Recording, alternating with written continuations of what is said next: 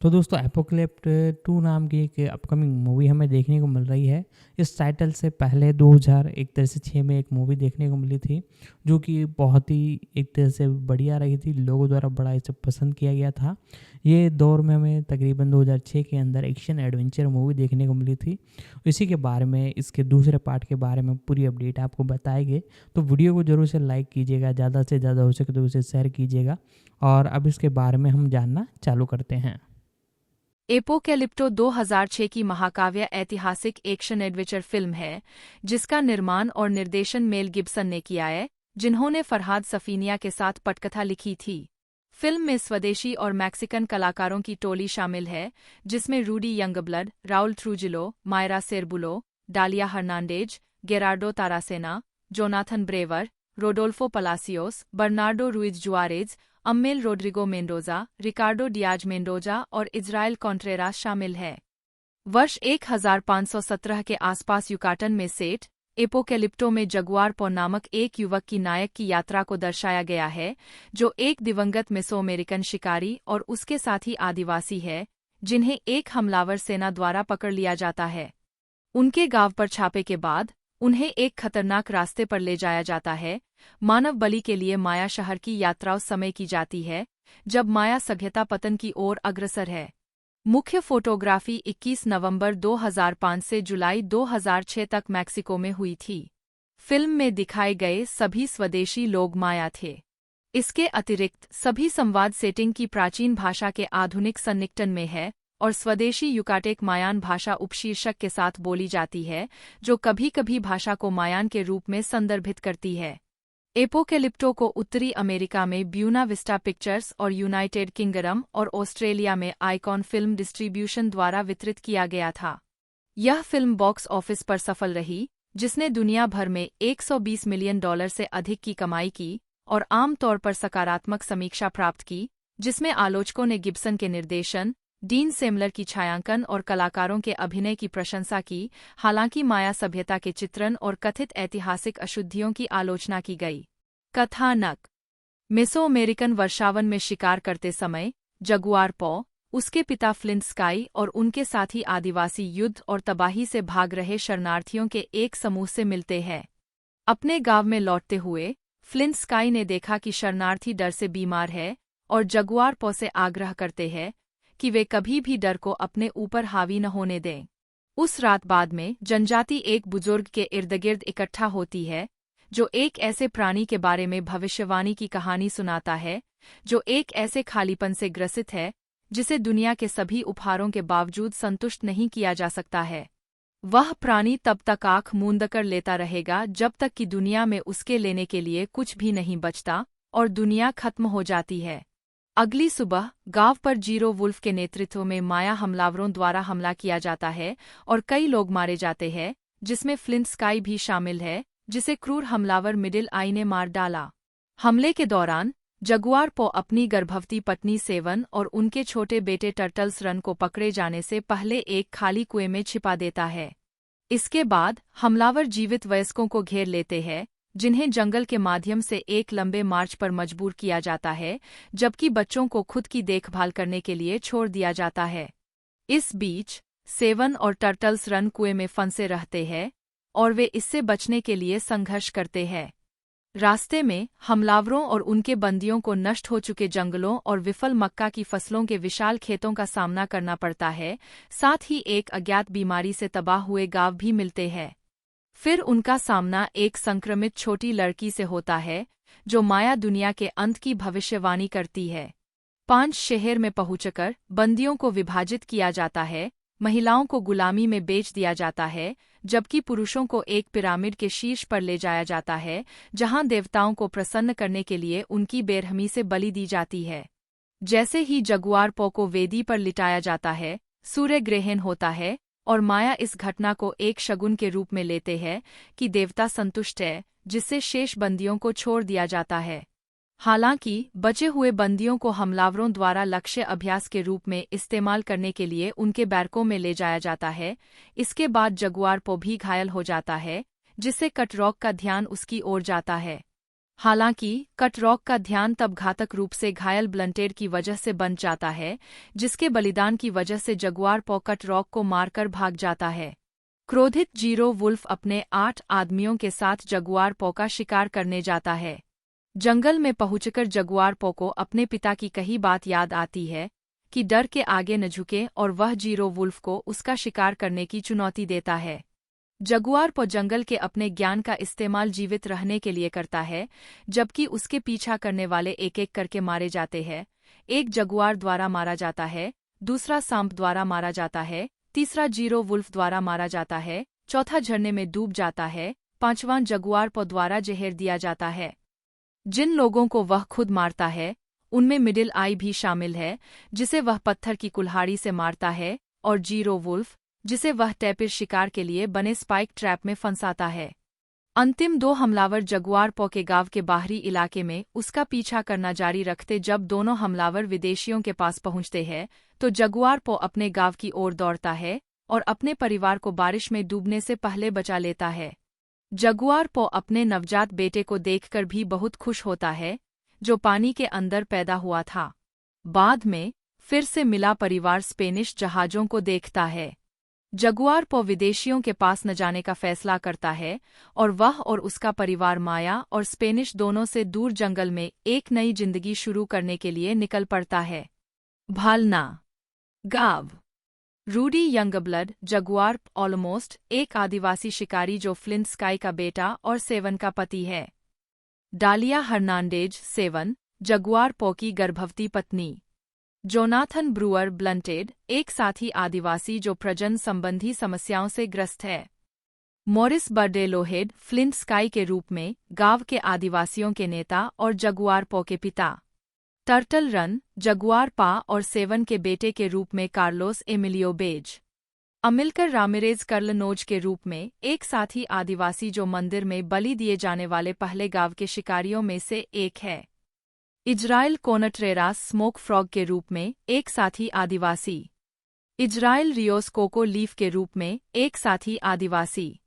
Maria Isabelle Diaz सास के रूप में ब्लंटेड की सास जो उस पर बांझ होने का आरोप लगाती है। Espiridion Acosta Cash old story teller के रूप में गांव का camp fire story teller. Mayra Serbulo युवा महिला के रूप में। Iazua Larios sky flower Blunted की पत्नी। लोरेना हर्नांडेज गांव की लड़की के रूप में। इतान देहुई गुटिरेज पत्नी के रूप में। सबसे बड़ी बेटी के रूप में सयूरी गुटिरेज। हीराम सोटो मछली शिकारी के रूप में। जोस सुआरेज सबसे बड़े मंदिर बलिदान के रूप में। Holcane warriors Raoul Trujillo zero wolf Holcane योद्धाओं के नेता और कट रॉक के पिता। गेरार्डो टारसेना मिडिल आई एक परपीरक और मनोरोगी साथी होल्केन योद्धा। रोडोल्फो पालासियोस स्नेक इंक के रूप में। Ariel Galvan hanging moss. Bernardo Ruiz Juarez drunkards four के रूप में। Ricardo Diaz Mendoza cut rock के रूप में जीरो वुल्फ का बेटा। रिचर्ड कैन टेन पेकेरी के रूप में। कार्लोस रामोस मंकी जॉ के रूप में। Ammel Rodrigo Mendoza buzzard hook के रूप में। स्पीकिंग विंस के रूप में Marco Antonio Argueta. Javier Escobar vicious Holcane. शेहेर फर्नांडो हर्नांडेज उच्च पुजारी मंदिर का पुजारी जो मानव बलि देता है। मारिया इसिड्रा होइल ओरेकल गर्ल एक अज्ञात बीमारी से संक्रमित युवा लड़की जो माया दुनिया के अंत की भविष्यवाणी करती है। ओरेकल गर्ल के स्टंट डबल के रूप में एक्वेड जाली गार्सिया। एबेल वुलरिच लाफिंग मैन के रूप में। एंटोनियो मोनरोए चिलम के रूप में। निकोलस जस्सो मंदिर की चोटी पर खड़े आदमी के रूप में। रोनाल्डो एकनाल गुलाम नीलामीकर्ता के रूप में।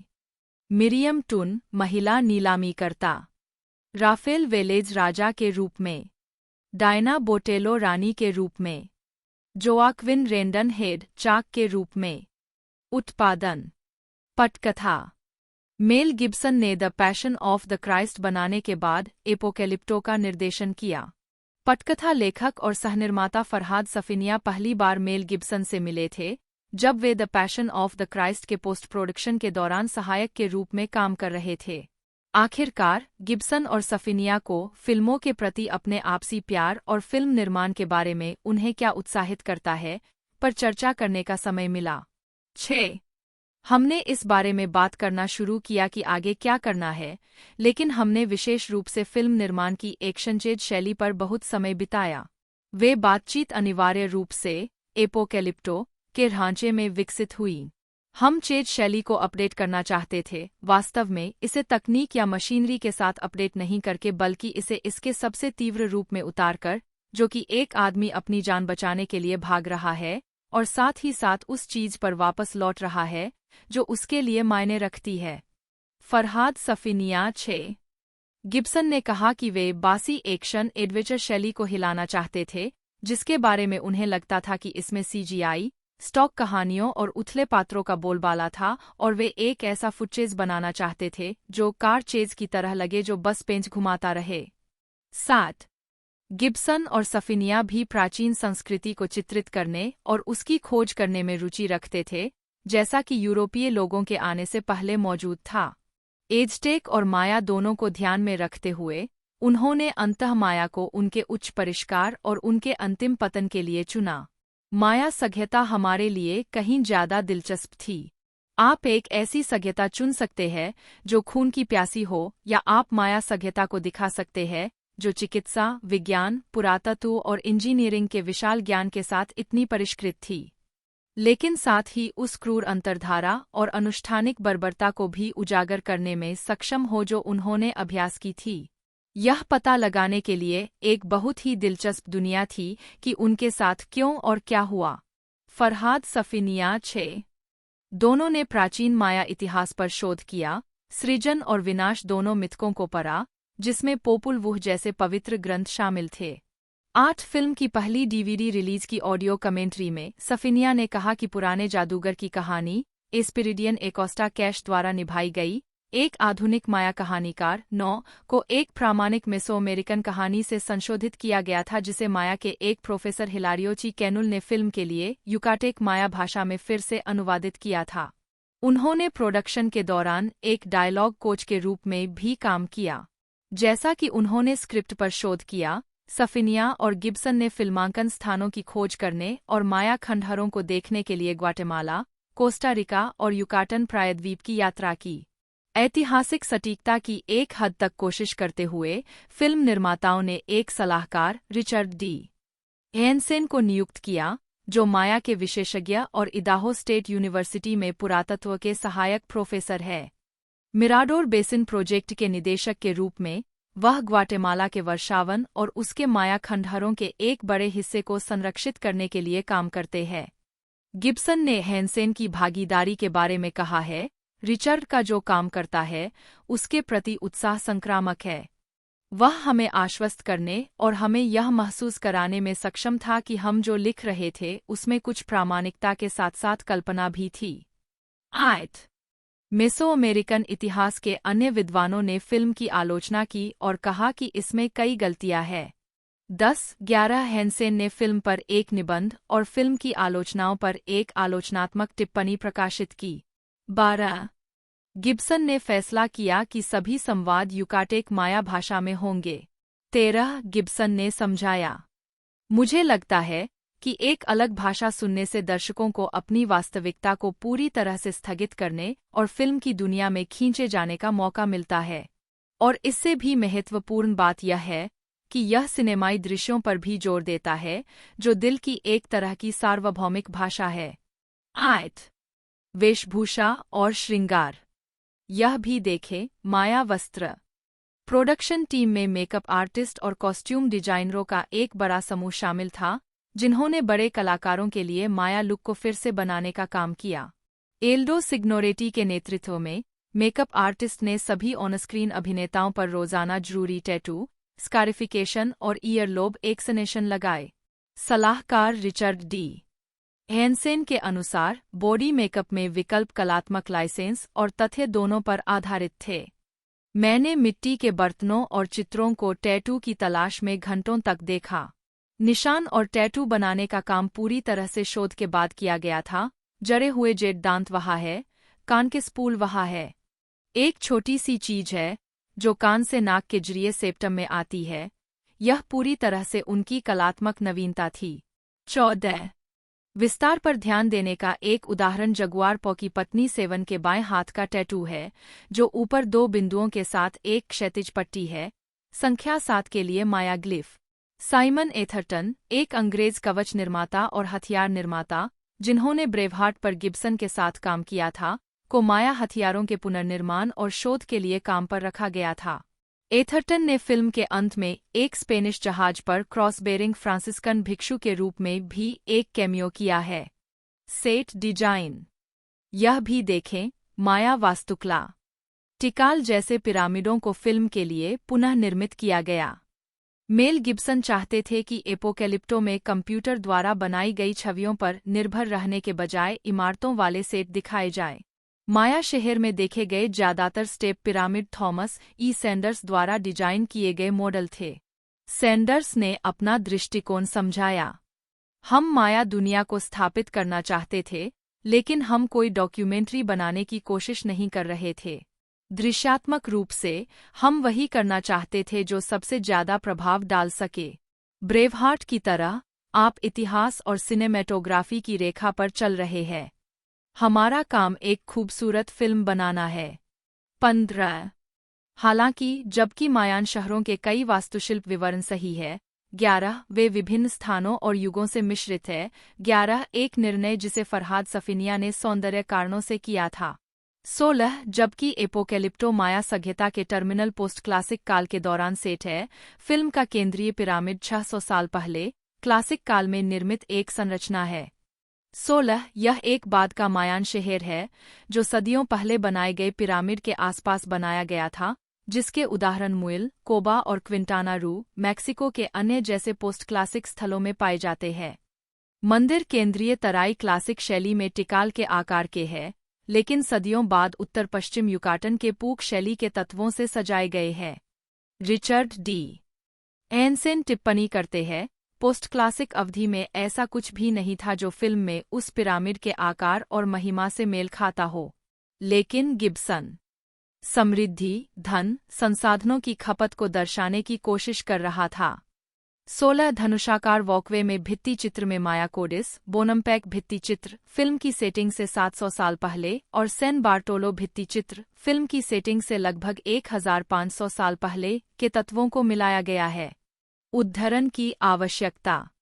फिल्माने गिब्सन ने एपोकैलिप्टो को मुख्य रूप से कैटेमाको, सैन एंड्रेस टक्सटला और मैक्सिकन राज्य वेराक्रूज के पासो डी ओवेजस में फिल्माया। झरने का दृश्य सैन एंड्रेस टक्सटला में स्थित एपेंटला फॉल्स में फिल्माया गया था। दूसरी यूनिट के क्रू द्वारा अन्य फिल्मांकन ग्वाटेमाला के एल पेटेन में हुआ। फिल्म को मूल रूप से 4 अगस्त 2006 को रिलीज किया जाना था, लेकिन टचस्टोन पिक्चर्स ने भारी बारिश और मैक्सिको में फिल्मांकन में बाधा डालने वाले 2 तूफानों के कारण रिलीज की तारीख 8 दिसंबर 2006 तक टाल दी। मुख्य फोटोग्राफी जुलाई 2006 में समाप्त हुई। एपोकैलिप्टो को हाई डेफिनिशन डिजिटल वीडियो पर पैनाविजन जेनेसिस कैमरा का उपयोग करके शूट किया गया था। 17 फिल्मांकन के दौरान गिब्सन और सिनेमेटोग्राफर डीन सेमलर ने स्पाइडर कैम का इस्तेमाल किया।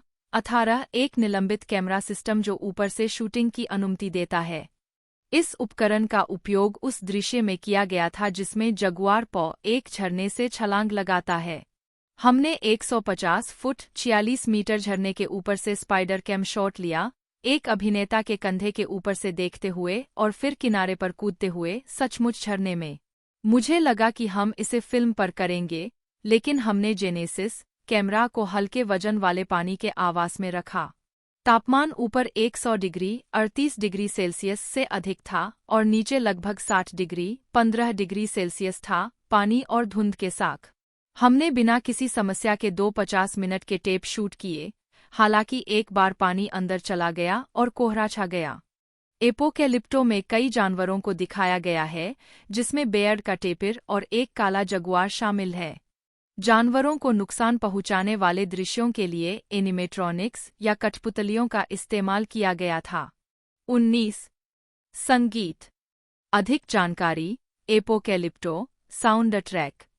एपोकैलिप्टो का संगीत जेम्स हॉर्नर ने निर्देशक मेल गिब्सन के साथ अपने तीसरे सहयोग में तैयार किया था। इस गैर पारंपरिक संगीत में कई विदेशी वाद्ययंत्रों का इस्तेमाल किया गया है और पाकिस्तानी गायक राहत फ़तेह अली खान ने अपनी आवाज दी है। वितरण और विपणन। जबकि मेल गिब्सन ने अपने आइकन प्रोडक्शंस के माध्यम से फिल्म को वित्तपोषित किया, डिज्नी ने उत्तरी अमेरिका में टचस्टोन पिक्चर्स लेबल के तहत और यूनाइटेड किंगडम और ऑस्ट्रेलिया में आइकन फिल्म डिस्ट्रीब्यूशन के तहत कुछ बाजारों में शुल्क के लिए एपोकैलिप्टो को वितरित करने के लिए हस्ताक्षर किए। फिल्म का प्रचार दिसंबर 2005 के टीजर ट्रेलर के साथ शुरू हुआ, जिसे प्रमुख फोटोग्राफी की शुरुआत से पहले और रूडी यंगब्लर को जगुआर पॉ के रूप में कास्ट करने से पहले फिल्माया गया था। मजाक के तौर पर गिब्सन ने दाढ़ी वाले निर्देशक की एक अचेतन कैमियो डाली, जिसमें एक प्लेड शर्ट में उसके मुंह से सिगरेट लटक रही थी और वह धूल से ढके माया के समूह के बगल में खड़ा था। 20 एक साफमुंडा गिब्सन ने 2006 के अकादमी पुरस्कारों की शुरुआत के लिए एक मायान भाषा खंड भी फिल्माया। 23 सितंबर 2006 को गिब्सन ने अमेरिका के ओक्लाहोमा राज्य में 2 मुख्य रूप से मूल अमेरिकी दर्शकों के लिए अधूरी फिल्म की प्री स्क्रीनिंग की, गोल्ड्सबी में रिवरविंड कैसीनो में, जो चिकासो नेशन के स्वामित्व में है, और लॉटन में कैमरून विश्वविद्यालय में। 21 उन्होंने फिल्म के सितारों में से एक रूडी यंगब्लर के साथ मिलकर 24 सितंबर को ऑस्टिन, टेक्सास में प्री स्क्रीनिंग भी शुरू की। 22 लॉस एंजल्स में गिब्सन ने एपोकैलिप्टो की स्क्रीनिंग की और लैटिन बिजनेस एसोसिएशन 23 और माया समुदाय के सदस्यों के लिए एक प्रश्नोत्तर सत्र में भाग लिया। 24 प्रदर्शकों की उत्साही प्रतिक्रिया के कारण डिज्नी ने संयुक्त राज्य अमेरिका में 2500 से अधिक स्क्रीनों पर फिल्म खोली। उद्धरण वांछित विषय वस्तु। मेल गिब्सन के अनुसार एपोकैलिप्टो की माया सेटिंग सभ्यताओं और उन्हें कमजोर करने वाली चीजों की खोज की एक अधिक सार्वभौमिक कहानी के लिए केवल पृष्ठभूमि है।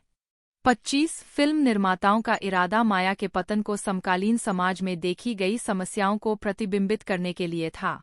सहलेखक सफिनिया ने निर्माण के दौरान कहा, माया द्वारा सामना की जाने वाली समस्याएं असाधारण रूप से आज हमारी अपनी सभ्यता द्वारा सामना की जाने वाली समस्याओं के समान है, विशेष रूप से जब व्यापक पर्यावरणीय गिरावट, अत्यधिक खपत और राजनीतिक भ्रष्टाचार की बात आती है। 8 गिब्सन ने कहा है कि फिल्म अतीत के एक महान पतनशील साम्राज्य और आज के महान साम्राज्यों के बीच समानता को दर्शाने का एक प्रयास है। 8 यह फिल्म एक सांस्कृतिक आलोचना के रूप में कार्य करती है।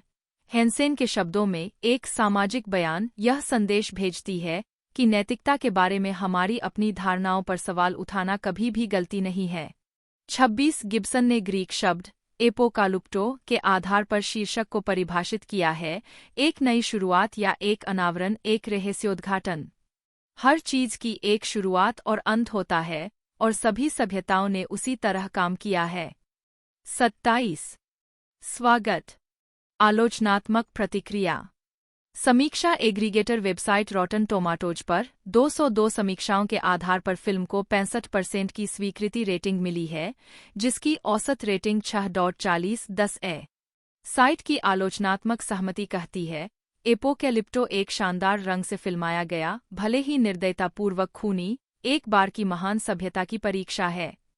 28 मेटाक्रिटिक पर 37 आलोचकों के आधार पर फिल्म को 100 में से 68 का भारित औसत स्कोर मिला है, जो आम तौर पर अनुकूल समीक्षा दर्शाता है। 29 सिनेमास्कोर द्वारा सर्वेक्षण किए गए दर्शकों ने फिल्म को A+ से F पैमाने पर B+ का औसत ग्रेड दिया। 30 रिचर्ड रोपर और television show Ebert and Roper पर अतिथि आलोचक आयशा टायलर ने इसे 2 अंगूठे ऊपर रेटिंग दी। 31 माइकल मेडवेड ने एपोकैलिप्टो को 4 में से 4 स्टार दिए और फिल्म को एड्रेनालाइन से सराबोर पीछा करने वाली फिल्म और एक आंतरिक दृश्य अनुभव कहा। 32 यह फिल्म गिब्सन की 2006 की DUI घटना के 6 महीने से भी कम समय बाद रिलीज हुई थी, जिसने गिब्सन को बहुत नकारात्मक प्रचार दिलाया और उनकी पिछली film the passion of the Christ में कथित यहूदी विरोधी भावना को लेकर कुछ लोगों की चिंताओं को बढ़ा दिया। 33 कई प्रमुख फिल्म समीक्षकों ने एपोकैलिप्टो की अपनी समीक्षाओं में इस घटना का संकेत दिया। द न्यूयॉर्क टाइम्स के लिए अपनी सकारात्मक समीक्षा में एओ स्कॉट ने टिप्पणी की, आप उनके बारे में जो भी कहें, शराब के साथ उनकी समस्या या यहूदियों के साथ उनकी समस्या के बारे में, वे एक गंभीर फिल्म निर्माता है। 34 बोस्टन ग्लोब की समीक्षा इसी तरह के निष्कर्ष पर पहुंची, जिसमें कहा गया, गिब्सन एक पागल हो सकता है, लेकिन वह हमारा पागल है, और जबकि मैं उसे हैप्पी आवर के बाद या बीनाई ब्रिज समारोह में कभी भी कार के पहिए के पीछे नहीं देखना चाहूंगा। कैमरे के पीछे एक और मामला है। 35 एक नकारात्मक समीक्षा में सैलून ने कहा, लोग इस फिल्म के बारे में उत्सुक है, जिसे अतिरिक्त पाठीय कारण कहा जा सकता है, क्योंकि इसका निर्देशक एक अनिश्चित और करिश्माई हॉलीवुड व्यक्ति है, जो अब तक खुद को पूरी तरह से हाशिए पर डाल चुका होता अगर उसके पास हिंसक पॉप मनोरंजन को गढ़ने का एक कच्चा उपहार नहीं होता। 36 हॉलीवुड से प्रतिक्रियाएं। एपोकैलिप्टो को हॉलीवुड समुदाय में कुछ उत्साही समर्थक मिले। अभिनेता रॉबर्ट डुवेल ने इसे शायद 25 वर्षों में देखी गई सबसे अच्छी फिल्म कहा। 37-38 निर्देशक क्वेंटिन टारनटिनो ने कहा, मुझे लगता है कि यह एक उत्कृष्ट कृति है। यह शायद उस वर्ष की सर्वश्रेष्ठ फिल्म थी। मुझे लगता है कि यह उस वर्ष की सर्वश्रेष्ठ कलात्मक फिल्म थी। 39 मार्टिन स्कॉर्सेसे ने फिल्म के बारे में लिखते हुए इसे एक दृष्टि कहा और आगे कहा, आज बहुत सी फिल्में इस तरह के परेशान करने वाले क्षेत्रों में नहीं जाती है, सभ्यता के रूप में जानी जाने वाली चीजों को बनाए रखने में हिंसा का महत्व। मैं एपोकैलिप्टो की इसकी स्पष्टता के लिए प्रशंसा करता हूँ, लेकिन फिल्म निर्माण की शक्ति और कलात्मकता के लिए भी। 40 अभिनेता एडवर्ड जेम्स ओल्मोस ने कहा, मैं पूरी तरह से अचंभित रह गया। यह यकीनन वर्षों में मेरी देखी गई सबसे अच्छी फिल्म है। मैं दंग रह गया। 23 2013 में निर्देशक स्पाइक ली ने इस फिल्म को अपनी सर्वकालिक आवश्यक फिल्मों की सूची में रखा। 41 2016 में ब्रिटिश निर्देशक एडगर राइट ने इसे अपनी 1000 पसंदीदा फिल्मों में से एक बताया। 42 मेक्सिको में प्रतिक्रिया। मेक्सिको में इस फिल्म ने परफ्यूम और रॉकी बाल्बोआ की तुलना में ज्यादा दर्शकों को आकर्षित किया। इसने टाइटैनिक और पोसिडॉन जैसी यादगार मैक्सिकन फिल्मों को भी पीछे छोड़ दिया। 43 अखबार रिफॉर्मा द्वारा किए गए सर्वेक्षणों के अनुसार 80% मैक्सिकन लोगों ने फिल्म को बहुत अच्छा या अच्छा करार दिया। माया का प्रतिनिधित्व। एपोकैलिप्टो में दर्शाए गए माया संस्कृति और सभ्यता के पहलुओं को कुछ विद्वानों द्वारा ऐतिहासिक रूप से गलत माना जाता है। बैंडेरस न्यूज के एलन वॉल के अनुसार फिल्म की कला, वास्तुकला और सेटिंग माया सभ्यता के भीतर विभिन्न युगों और क्षेत्रों के पहलुओं को मिलाती है। 44 कुछ विद्वानों ने बताया है कि सामूहिक मानव बलि और व्यापक दास्ता का चित्रण एज़टेक के लिए अधिक विशिष्ट था। 45 इसके विपरीत मायावादी डेविड स्टुअर्ट ने कहा कि मानव बलि दुर्लभ नहीं थी और नक्काशी और भित्ति चित्रों के आधार पर एज़टेक और माया के बीच अधिक और अधिक समानताएं हैं। 46 कथित ऐतिहासिक अशुद्धियों से जुड़े विवाद के अलावा विद्वान और स्वदेशी कार्यकर्ता इस बात से चिंतित थे कि फिल्म में स्पेनिश विजय से पहले के वर्षों में हुए मानव बलिदानों को उजागर किया गया है। 47 मानवविज्ञानी ट्रेसी आर्द्रेन ने महसूस किया कि एपोकैलिप्टो पक्षपाती था क्योंकि विज्ञान और कला में उपलब्धियों, गहन आध्यात्मिकता और कृषि चक्रों से संबंध या माया शहरों के इंजीनियरिंग करतबों का कोई उल्लेख नहीं किया गया है।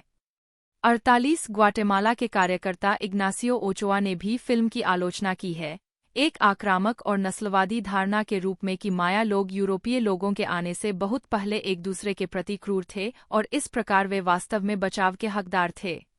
47 फिल्म के ऐतिहासिक सलाहकार रिचर्ड डी हैंसेन ने वाशिंगटन पोस्ट के साथ एक साक्षात्कार में कहा कि फिल्म यह एहसास कराती है कि माया एक क्रूर व्यक्ति थे और उन्होंने इस बारे में थोड़ा आशंकित होने की बात कही कि समकालीन माया इसे कैसे लेंगे।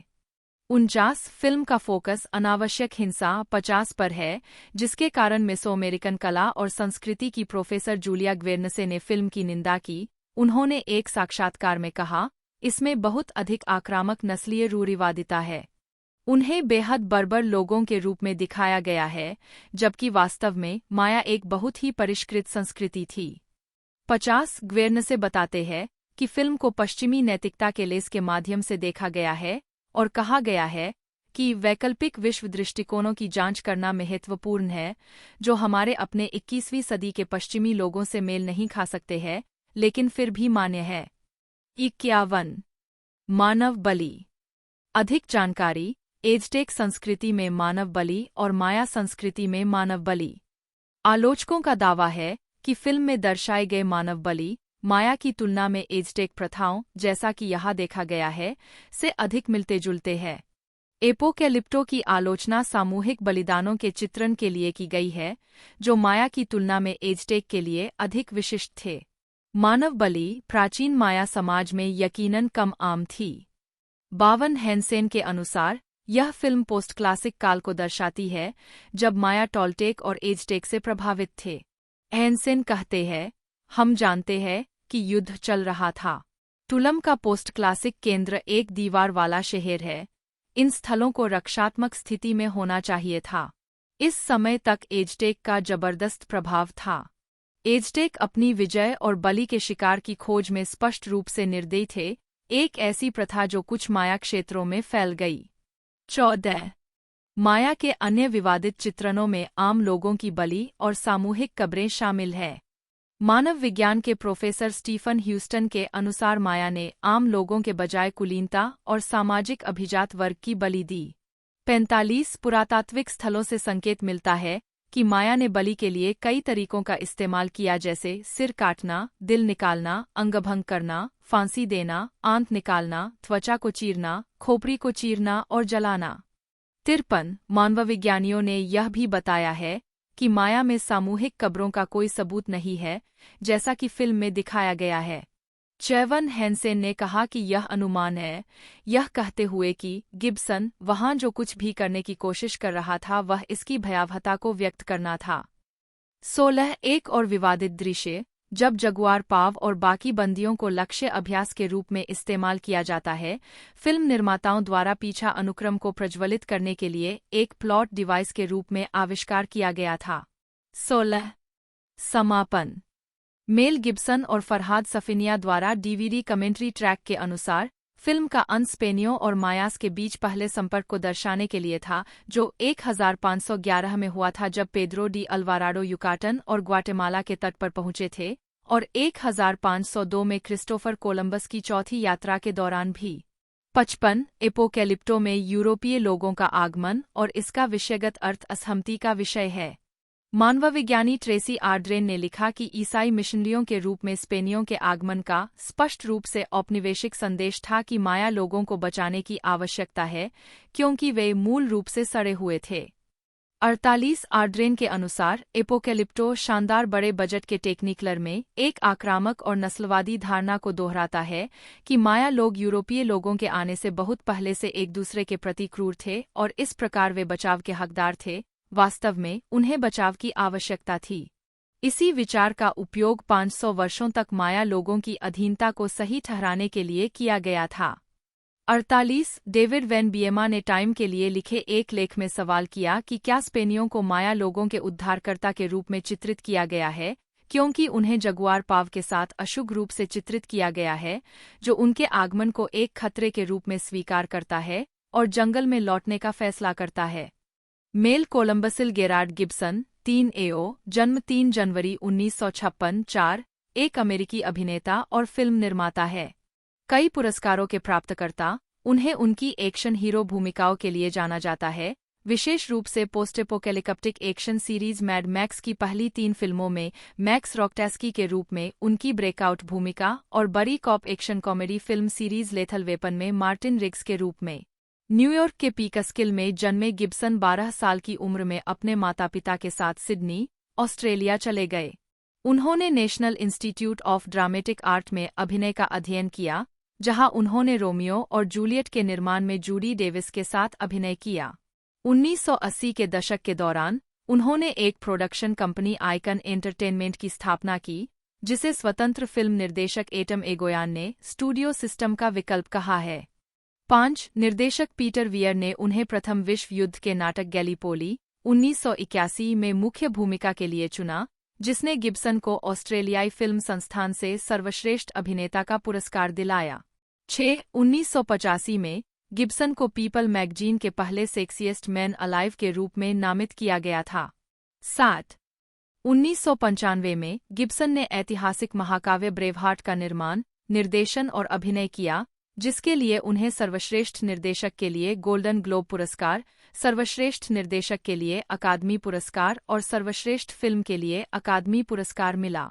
बाद में उन्होंने बाइबिल पर आधारित नाटक the passion of the Christ का निर्देशन और निर्माण किया, जो आर्थिक रूप से सफल और अत्यधिक विवादास्पद दोनों था।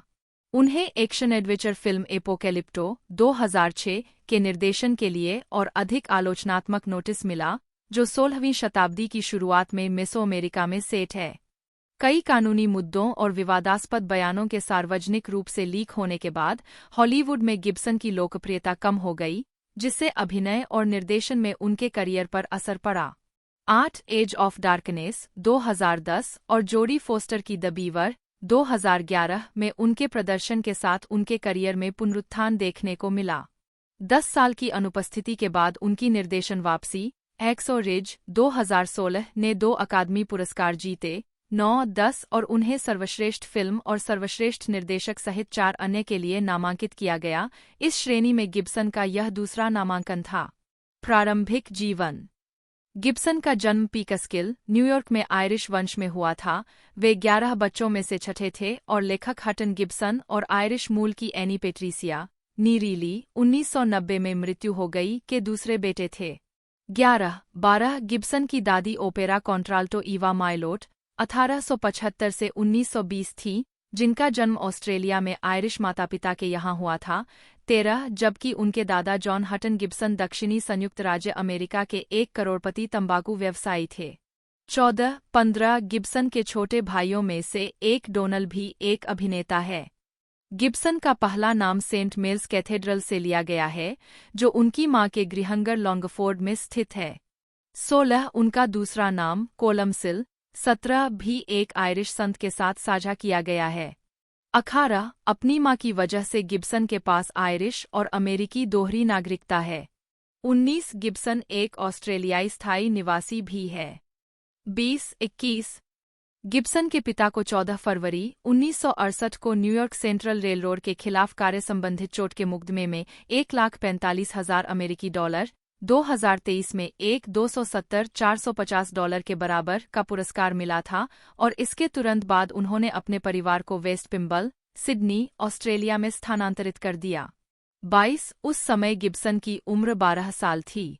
अपनी दादी के मूल ऑस्ट्रेलिया में जाना आर्थिक कारणों से था और उनके पिता की उम्मीद थी कि ऑस्ट्रेलियाई रक्षा बल वियतनाम युद्ध के दौरान उनके सबसे बड़े बेटे को भर्ती करने से मना कर देंगे। 23 अपने हाई स्कूल के वर्षों के दौरान गिब्सन को न्यू साउथ वेल्स के वाहरोंगा में सेंट लियो कैथोलिक कॉलेज में क्रिश्चियन ब्रदर्स के मंडली के सदस्यों द्वारा शिक्षित। आजीविका। अवलोकन। गिब्सन ने जब पहली बार सिनेमाई परिदृश्य में प्रवेश किया तो उन्हें फिल्म समीक्षकों से बहुत अनुकूल टिप्पणियां मिलीं, साथ ही कई क्लासिक फिल्म सितारों से उनकी तुलना भी की गई। 1982 में विंसेंट कैनबी ने लिखा कि श्री गिब्सन युवा स्टीव मैकक्वीन की याद दिलाते हैं। मैं स्टार क्वालिटी को परिभाषित नहीं कर सकता, लेकिन जो भी हो, श्री गिब्सन में वह है। 26 गिब्सन की तुलना क्लार्क गेबल और हम्फ्री बोगार्ट के संयोजन से भी की जाती है। 27 मैड मैक्स सीरीज की फिल्मों, पीटर वियर की गैलीपोली 1981 और लेथल वेपन सीरीज की फिल्मों में गिब्सन की भूमिकाओं ने उन्हें एक्शन हीरो का लेबल दिलाया। 28 बाद में गिब्सन ने कई तरह की अभिनय परियोजनाओं में विस्तार किया, जिसमें मानव नाटक जैसे हेमलेट 1990 का फ्रेंको जेफिरेली फिल्म संस्करण और मेवरिक 1994 और व्हाट वीमेन वांट 2000 जैसी हास्य भूमिकाएं शामिल थीं। उन्होंने अभिनय से आगे बढ़कर निर्देशन और निर्माण में भी हाथ आजमाया। The man without A face 1993, brave heart 1995, the passion of the Christ 2004 और एपोकैलिप्टो 2006। टाइम के जेस कैगल ने गिब्सन की तुलना कैरी ग्रांट, शॉन कॉनरी और रॉबर्ट रेडफोर्ड से की। 28 कॉनरी ने एक बार सुझाव दिया था कि गिब्सन को कॉनरी के एम के लिए अगला जेम्स बॉन्ड खेलना चाहिए। गिब्सन ने भूमिका को ठुकरा दिया, कथित तौर पर। अभिनय। 1985 में गिब्सन ने सिडनी में national institute of dramatic art में अध्ययन किया। 30 छात्रों के रूप में गिब्सन और अभिनेत्री जूडी डेविस ने रोमियो और जूलियट में मुख्य भूमिकाएं निभाईं और गिब्सन ने ए मिडसमर नाइट्स ड्रीम के एक प्रयोगात्मक उत्पादन में रानी टाइटेनिया की भूमिका निभाई। 31 1977 में स्नातक होने के बाद 32 गिब्सन ने तुरंत मैड मैक्स के फिल्मांकन पर काम करना शुरू कर दिया, लेकिन एक मंच अभिनेता के रूप में काम करना जारी रखा और एडिलेड में दक्षिण ऑस्ट्रेलिया की स्टेट थिएटर कंपनी में शामिल हो गए। गिब्सन की नाट्य क्रेडिट में वेटिंग फॉर गोडोट में एस्ट्रागन, जेफरी रश के विपरीत का किरदार और सिडनी में डेट ऑफ ए सेल्समैन के 1 सितंबर 1982 के उत्पादन में बिफ लोमन की भूमिका शामिल है। NIDA में एक छात्र के रूप में गिब्सन ने 1977 की फिल्म समर सिटी में अपनी फिल्मी शुरुआत की, जिसके लिए उन्हें $400 का भुगतान किया गया था। 34 इसके बाद गिब्सन ने फिल्म मैड मैक्स 1979 में शीर्षक चरित्र निभाया।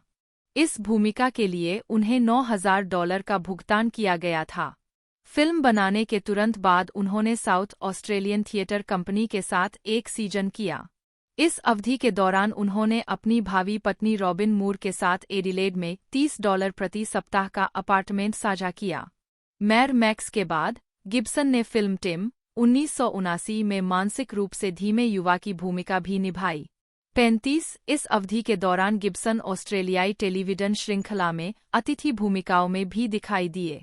वह धारावाहिक द सुलिवान्स में नौसेना लेफ्टिनेंट रे हेंडरसन के रूप में दिखाई दिए। 36 पुलिस प्रक्रियात्मक कॉप शॉप में। 35 और जेल धारावाहिक पनिशमेंट के पायलट एपिसोड में जो 1980 में निर्मित किया गया था, 1981 में प्रदर्शित किया गया। 37 38 गिब्सन द्वितीय विश्व युद्ध की action film attack force Z के कलाकारों में शामिल हो गए, जो 1982 तक रिलीज नहीं हुई जब गिब्सन एक बड़े स्टार बन गए थे। निर्देशक पीटर वियर ने गिब्सन को प्रथम विश्व युद्ध के नाटक गैलीपोली 1981 में मुख्य भूमिका में लिया, जिसने गिब्सन को ऑस्ट्रेलियाई फिल्म संस्थान से एक और सर्वश्रेष्ठ अभिनेता का पुरस्कार दिलाया। 6 गैलीपोली ने गिब्सन को एक गंभीर, बहुमुखी अभिनेता की ख्याति दिलाने में भी मदद की और उन्हें हॉलीवुड एजेंट एड लिमाटो का खिताब दिलाया। सीक्वल मैड मैक्स 2 1982 अमेरिका में उनकी पहली हिट थी, जहां इसे द रोड वॉरियर के रूप में रिलीज किया गया था। पीटर वियर की romantic thriller the year of living dangerously 1982 में अपनी भूमिका के लिए गिब्सन को फिर से सकारात्मक नोटिस मिले। गिब्सन ने मैड मैक्स बियॉन्ड थंडरडोम 1985 में तीसरी बार मैक्स रॉकटेस्की की भूमिका निभाकर अपना पहला $1 मिलियन वेतन अर्जित किया। गिब्सन की पहली अमेरिकी फिल्म मार्क रिडेल की ड्रामा द रिवर 1984 थी, जिसमें उन्होंने और सिसी स्पेसेक ने संघर्षरत टेनेसी किसानों की भूमिका निभाई थी। इसके बाद गिब्सन ने ऑस्ट्रेलियाई निर्देशक गिलियन आर्मस्ट्रांग की गॉथिक रोमांस मिसेज सोफेल 1984 में अभिनय किया। उन्होंने और मैथ्यू मोडाइन ने निंदा किए गए अपराधी भाइयों की भूमिका निभाई, जिनके विपरीत डायने कीटन वार्डन की पत्नी की भूमिका में थी, जो बाइबल पढ़ने के लिए उनसे मिलने जाती है। 1985 में लगातार 4 फिल्मों में काम करने के बाद गिब्सन ने अपने ऑस्ट्रेलियाई मवेशी स्टेशन पर लगभग 2 साल की छुट्टी ली। 41 वह लेथल वेपन 1987 में मार्टिन रिग्स की भूमिका निभाने के लिए लौटे, एक फिल्म जिसने हॉलीवुड के अग्रणी व्यक्ति के रूप में उनकी स्थिति को मजबूत करने में मदद की। 42 इसके बाद गिब्सन ने लगातार 3 फिल्मों में अभिनय किया, जो 1990 में रिलीज हुई, bird on a wire, air America और हैमलेट। 1990 में एयर अमेरिका प्रीमियर में गिब्सन। 1990 के दशक के दौरान गिब्सन ने व्यावसायिक और व्यक्तिगत परियोजनाओं के बीच काम किया।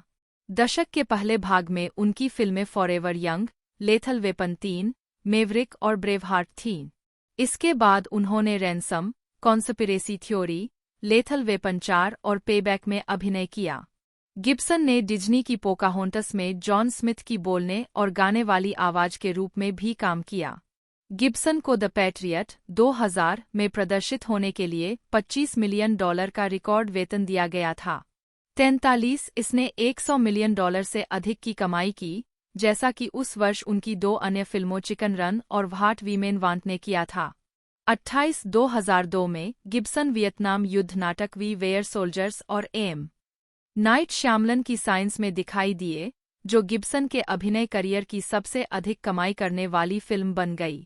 44 साइंस का प्रचार करते समय गिब्सन ने कहा कि वह अब फिल्म स्टार नहीं बनना चाहते और केवल तभी फिल्म में अभिनय करेंगे जब स्क्रिप्ट वास्तव में असाधारण होगी। 2010 में गिब्सन एज ऑफ डार्कनेस में दिखाई दिए, जिसने 2002 के बाद से उनकी पहली अभिनीत भूमिका को चिह्नित किया। 45 और यह BBC mini series Edge of Darkness का रूपांतरण था। 46 उसी वर्ष जून में गिब्सन टेक्सास के ब्राउन्सविले में थे, जहां वे फिल्म गेट द ग्रिंगो के दृश्यों की शूटिंग कर रहे थे, जो मेक्सिको की एक कठिन जेल में बंद एक पेशेवर अपराधी के बारे में थी। 47 2010 में अपनी पूर्व प्रेमिका पर सार्वजनिक रूप से भड़कने के बाद गिब्सन को विलियम मॉरिस एंडेवर की प्रतिभा एजेंसी से हटा दिया गया था। 48 गिब्सन को द हैंगओवर पार्ट 2 में एक छोटी भूमिका के लिए चुना गया था, लेकिन कलाकारों और क्रू द्वारा उनकी भागीदारी पर आपत्ति जताए जाने के बाद उन्हें फिल्म से हटा दिया गया। 49 गिब्सन ने 2 खलनायकों की भूमिका भी निभाई, 2013 में माचेटे किल्स में लूथर वॉर्ड्स, डैनी ट्रेजो के साथ और 2014 में द एक्सपेंडेबल्स 3 में कॉनराड स्टोनबैंक्स, सिल्वेस्टर स्टेलोन के साथ। 2014 में एक्सपेंडेबल्स के सहकलाकार सिल्वेस्टर स्टेलोन, पृष्ठभूमि के साथ गिब्सन 2018 में रिलीज हुई निर्देशक एस. क्रेग झलर की पुलिस क्रूरता थीम वाली फिल्म ड्रैग्ड एक्रॉस कंक्रीट में मुख्य भूमिका में दिखाई दिए। 50 इसके बाद उन्होंने the Professor and the Madman में अभिनय किया। उन्होंने और निर्देशक दोनों। उत्पादन मुख्य लेख icon productions. Lethal weapon series के साथ हॉलीवुड में अपनी सफलता के बाद गिब्सन ने निर्माण और निर्देशन में कदम रखना शुरू कर दिया। साथ ही ब्रूस डेवी के साथ गिब्सन ने हेमलेट बनाने के लिए 1989 में आइकॉन प्रोडक्शंस का गठन किया। गिब्सन की कई स्टार फिल्मों का निर्माण या सहनिर्माण करने के अलावा आइकॉन ने इमोर्टल बिलव्ड से लेकर एन आइडियल हस्बैंड तक कई अन्य छोटी फिल्में बनाई है। गिब्सन ने इनमें से कुछ फिल्मों जैसे द मिलियन डॉलर होटल और द सिंगिंग डिटेक्टिव में सहायक भूमिकाएं निभाई है। गिब्सन ने टेलीविजन के लिए कई प्रोजेक्ट का निर्माण भी किया है, जिसमें थ्री स्टूज पर एक बायोपिक और 2008 पीबीएस डॉक्यूमेंट्री कैरियर शामिल है। आइकॉन सिर्फ एक प्रोडक्शन कंपनी से बढ़कर एक अंतर्राष्ट्रीय वितरण कंपनी और ऑस्ट्रेलिया और न्यूजीलैंड में फिल्म प्रदर्शन 52 रास्ते पर लाने वाला। रॉबर्ट डाउनी जूनियर के अनुसार स्टूडियो के अधिकारियों ने 1989 में गिब्सन को निर्देशन की कोशिश करने के लिए प्रोत्साहित किया, एक विचार जिसे उन्होंने उस समय ठुकरा दिया था। 53 गिब्सन ने अपने निर्देशन की शुरुआत 1993 में the man without A face से की। इसके 2 साल बाद ब्रेवहार्ट ने की, जिसने गिब्सन को सर्वश्रेष्ठ निर्देशक का एकेडमी पुरस्कार दिलाया। गिब्सन ने लंबे समय से फ़ारेनहाइट 451 के रीमेक का निर्देशन करने की योजना बनाई थी, लेकिन 1999 में शेड्यूलिंग संघर्षों के कारण परियोजना को अनिश्चित काल के लिए स्थगित कर दिया गया था। चर्वन गिब्सन को जनवरी 2001 में हेमलेट के लॉस एंजल्स स्टेज प्रोडक्शन में रॉबर्ट डाउनी जूनियर का निर्देशन करना था, लेकिन डाउनी के ड्रग रिलैप्स ने परियोजना को समाप्त कर दिया। 56 सितंबर 2002 में गिब्सन ने घोषणा की कि वह अरामी और लैटिन में द पैशन नामक एक फिल्म का निर्देशन करेंगे, जिसमें कोई उपशीर्षक नहीं होगा क्योंकि उन्हें फिल्मी कहानी कहने के साथ भाषा की बाधाओं को पार करने की उम्मीद थी। 57 2004 में उन्होंने विवादास्पद film the passion of the Christ को उपशीर्षक के साथ रिलीज किया, जिसे उन्होंने सहलिखा, सहनिर्मित और निर्देशित किया। यह फिल्म उस समय यूएस बॉक्स ऑफिस पर 370, 782, 930 की बिक्री के साथ सबसे अधिक कमाई करने वाली आर-रेटेड फिल्म बन गई। 58 गिब्सन ने एबीसी नेटवर्क के लिए कंप्लीट सेवेज के कुछ एपिसोड निर्देशित किए। 2006 में उन्होंने एक्शन एडवेंचर फिल्म एपोकैलिप्टो का निर्देशन किया, जो गैर-अंग्रेजी भाषा में विरल संवाद दिखाने वाली उनकी दूसरी फिल्म थी। गिब्सन ने लियोनार्डो डिकैप्रियो अभिनीत वाइकिंग युग के दौरान सेट की गई एक फिल्म का निर्देशन करने की मंशा व्यक्त की है। The passion of the Christ और एपोकैलिप्टो की तरह वह चाहते हैं कि इस काल्पनिक फिल्म में उस समय की भाषाओं में संवाद हों। 59 हालांकि डिकैप्रियो ने अंततः इस परियोजना से बाहर निकलने का विकल्प चुना। 60 2012 के एक साक्षात्कार में गिब्सन ने घोषणा की कि परियोजना, जिसका उन्होंने बरसरकर शीर्षक दिया है, अभी भी आगे बढ़ रही थी। 61 2011 में यह घोषणा की गई थी कि गिब्सन ने जो एज़्टेरहास से मैकाबीज के बारे में एक पटकथा लिखवाई थी। फिल्म का वितरण वार्नर ब्रदर्स पिक्चर्स द्वारा किया जाना है। घोषणा से काफी विवाद उत्पन्न हुआ। 62 अप्रैल 2012 में एज़्टेरहास ने गिब्सन को एक पत्र लिखा जिसमें उन पर मैकाबीज के बारे में उनकी फिल्म को नुकसान पहुंचाने का आरोप लगाया क्योंकि वह यहूदियों से नफरत करता है, और निजी घटनाओं की एक श्रृंखला का हवाला दिया, जिसके दौरान उसने कथित तौर पर गिब्सन को अत्यधिक नस्लवादी विचार व्यक्त करते हुए सुना था। हालांकि एक निजी पत्र के रूप में लिखा गया था, बाद में इसे एक फिल्म उद्योग की वेबसाइट पर प्रकाशित किया गया था। 63 जवाब में गिब्सन ने कहा कि वह अभी भी फिल्म बनाने का इरादा रखते हैं, लेकिन इसे एज़्टेरहास की पटकथा पर आधारित नहीं करेंगे, जिसे उन्होंने घटिया कहा था। 64 एज़्टेरहास ने तब दावा किया कि 65 2012 के एक साक्षात्कार में गिब्सन ने बताया कि मैकाबीज फिल्म अभी भी तैयारी में थी। उन्होंने बताया कि वह विद्रोह के बाइबल के विवरण की ओर आकर्षित हुए क्योंकि यह अमेरिकी ओल्ड वेस्ट शैली से मिलता जुलता है। 61 2007 में गिब्सन। जून 2016 में गिब्सन ने घोषणा की कि वह ब्रेवहार्ट के पटकथा लेखक रांडेल वालेस के साथ मिलकर the passion of the Christ का सीक्वल बनाएंगे जो यीशु के पुनरुत्थान पर केंद्रित होगा। 66 नवंबर 2016 की शुरुआत में गिब्सन ने स्टीफन कोलबर्ट के साथ द लेट शो में खुलासा किया कि सीक्वल का शीर्षक the passion of the Christ resurrection होगा। उन्होंने यह भी कहा कि परियोजना शायद 3 साल दूर हो सकती है क्योंकि यह एक बड़ा विषय है। 67 जनवरी 2023 में यह बताया गया कि सीक्वल का फिल्मांकन उसी वर्ष के अंत में शुरू होगा।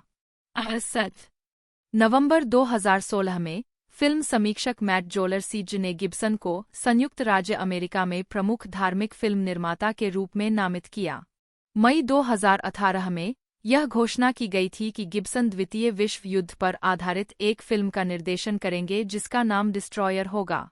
70 हैक्सो रिज की तरह ही डिस्ट्रॉयर भी प्रशांत थिएटर में ओकिनावा की लड़ाई से निपटेगा, हालांकि एक अलग मोर्चे से। यह यूएसएस लेफी DD 724 के चालक दल की वीरतापूर्ण कहानी पर आधारित होगा जिन्होंने अपने जहाज को 22 कामिकेज हमलों से बचाया था। सितंबर 2018 में यह घोषणा की गई थी कि गिब्सन 1969 की फिल्म द वाइल्ड बंच के रीमेक का निर्देशन और सहलेखन करेंगे।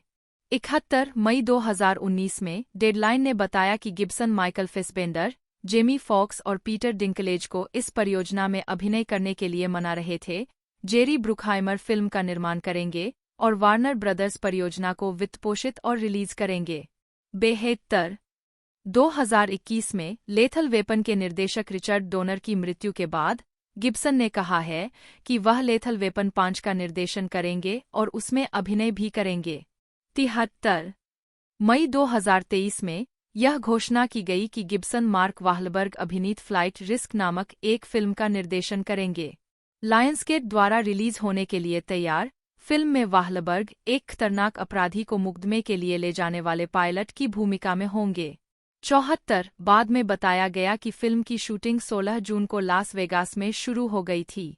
कथित तौर पर फिल्मांकन सैग-एफ्ट्रा हड़ताल से अप्रभावित था, इसे एक स्वतंत्र परियोजना के रूप में छूट दी गई थी।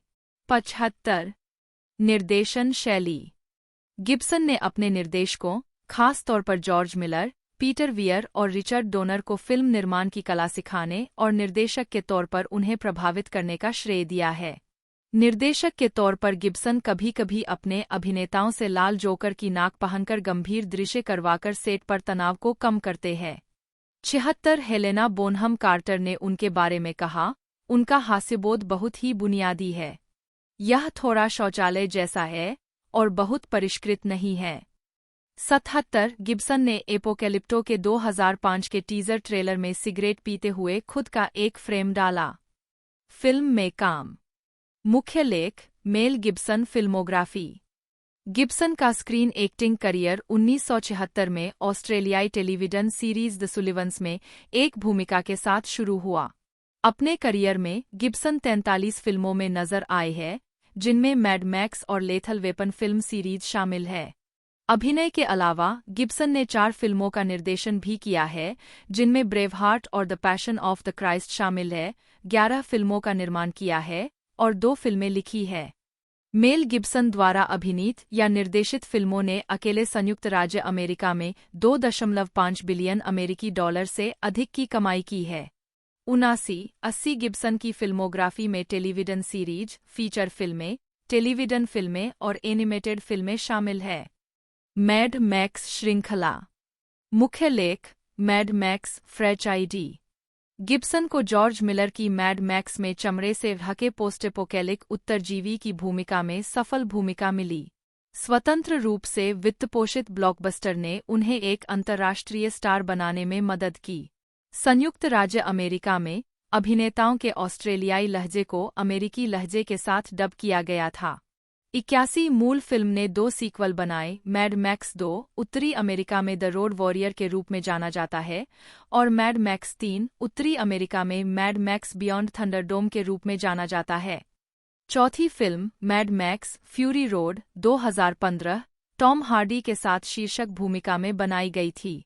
82 गैलीपोली। मुख्य लेख गैलीपोली 1981 फिल्म। 1981 में पीटर वियर की फिल्म गैलीपोली ग्रामीण पश्चिमी ऑस्ट्रेलिया के युवा पुरुषों के एक समूह के बारे में है जो प्रथम विश्व युद्ध के दौरान ऑस्ट्रेलियाई इंपीरियल फोर्स में भर्ती होते हैं। उन्हें ओटोमन साम्राज्य पर आक्रमण करने के लिए भेजा जाता है, जहां वे 1915 के गैलीपोली अभियान में भाग लेते हैं। फिल्म के दौरान युवा पुरुष धीरे धीरे युद्ध के बारे में अपनी मासूमियत खो देते हैं। फिल्म का चरमोत्कर्ष विनाशकारी ऑस्ट्रेलियाई आक्रमण पर केंद्रित है, जिसे नेक की लड़ाई के रूप में जाना जाता है। पीटर वियर ने गिब्सन को फ्रैंक डन की भूमिका में लिया, जो एक आयरिश ऑस्ट्रेलियाई आवारा था जो ब्रिटिश साम्राज्य के लिए लड़ने के बारे में गहरी निराशावादी सोच रखता था। निर्देशक के लिए एक फोटो सत्र में भाग लेने के बाद नवागंतुक मार्क ली को आदर्शवादी आर्ची हैमिल्टन की भूमिका निभाने के लिए चुना गया था। गिब्सन ने बाद में याद किया, मैंने पहले एक फिल्म के लिए ऑडिशन दिया था और उन्होंने मुझे शुरू में ही बता दिया था, मैं तुम्हें इस भूमिका के लिए नहीं चुनूंगा।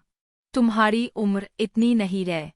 लेकिन आने के लिए धन्यवाद, मैं बस तुमसे मिलना चाहता था। उन्होंने मुझे बताया कि वे मुझे कुछ साल बाद गैलीपोली के लिए चाहते थे क्योंकि मैं एक आदर्श ऑस्ट्रेलियाई नहीं था। उनके पास मार्क ली था, एक स्वर्गदूत जैसा दिखने वाला आदर्श ऑस्ट्रेलियाई बच्चा, और वे आधुनिक संवेदनशीलता की कोई चीज चाहते थे। उन्हें लगा कि दर्शकों को अपने समय से जुड़ने के लिए किसी की जरूरत है। 83 गिब्सन ने बाद में कहा कि गैलीपोली वास्तव में एक युद्ध फिल्म नहीं है, यह सिर्फ पृष्ठभूमि है।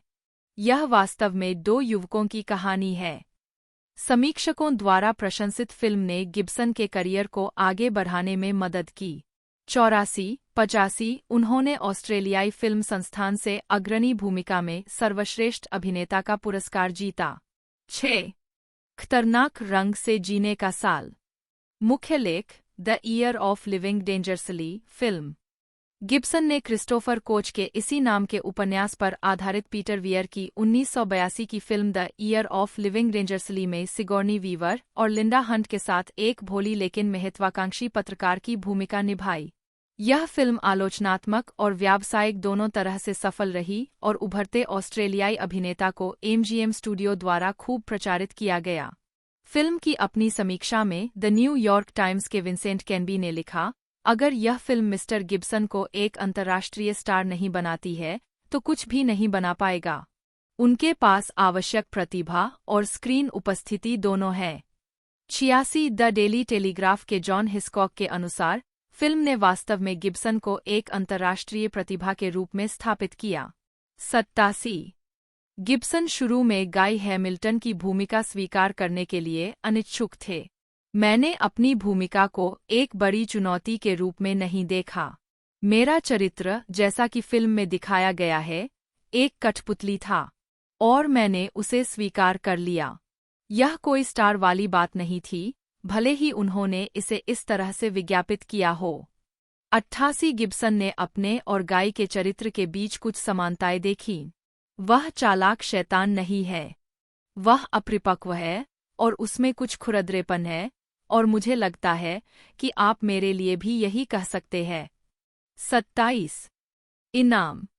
मुख्य लेख द बाउंटी 1984 फिल्म। गिब्सन ने एरोल फ्लिन, क्लार्क गेबल और मार्लन ब्रैंडो के नक्शेकदम पर चलते हुए बाउंटी पर विद्रोह की एक सिनेमाई पुनर्कथन में फ्लेचर क्रिश्चियन के रूप में अभिनय किया। परिणामस्वरूप 1984 की फिल्म द बाउंटी को सबसे ऐतिहासिक रूप से सटीक संस्करण माना जाता है। हालांकि गिब्सन ने यह विश्वास व्यक्त किया है कि फिल्म का संशोधनवाद काफी दूर तक नहीं गया। उन्होंने कहा है कि उनके चरित्र को फिल्म के प्रतिपक्षी के रूप में चित्रित किया जाना चाहिए था। उन्होंने लेफ्टिनेंट विलियम ब्ली के रूप में एंथनी हॉपकिंस के प्रदर्शन की प्रशंसा की है और इसे फिल्म का सबसे अच्छा पहलू बताया है। 88 घातक हथियार श्रृंखला। मुख्य लेख लेथल वेपन फिल्म श्रृंखला। गिब्सन लोकप्रिय action comedy film series Lethal weapon के साथ अधिक मुख्यधारा के व्यावसायिक फिल्म निर्माण में चले गए, जो 1987 की मूल फिल्म से शुरू हुई थी। फिल्मों में उन्होंने लैप जासूस मार्टिन रिग्स की भूमिका निभाई, जो हाल ही में विधुर हुए वियतनाम के एक वयोवृद्ध व्यक्ति थे, जिनकी मृत्यु की इच्छा थी और हिंसा और बंदूक चलाने का शौक था। फिल्मों में उन्हें रोजर मुर्टो, डैनी ग्लोवर नामक एक आरक्षित पारिवारिक व्यक्ति के साथ जोड़ा गया है और दूसरी फिल्म से उनके साथ लियो गेट्स, जो पेस्की नामक एक अतिसक्रिय मुखबिर भी शामिल हो गया है। लेथल वेपन की सफलता के बाद निर्देशक रिचर्ड डोनर और प्रमुख दोस्तों पिछला जो पार्ट है एपोकेलिप्टो का वो हमें तकरीबन 8 दिसंबर 2006 को देखने को मिला था। टोटल 138 मिनट इसकी टोटल एक तरह से रनिंग लेंथ थी और 40 मिलियन का टोटल इसका बजट था। मूवी ने जो कलेक्शन दिया 120.7 मिलियन इसका कलेक्शन रहा, जो कि बहुत ही बढ़िया रहा। लोगों द्वारा इसे बड़ा पसंद किया गया। बाकी मैंने आपको पूरी जानकारी बता दी है। ज़्यादा से ज़्यादा हो सके तो वीडियो को शेयर कीजिएगा। बाकी आज की इस वीडियो में इतना ही। मिलते हैं अगले वीडियो में।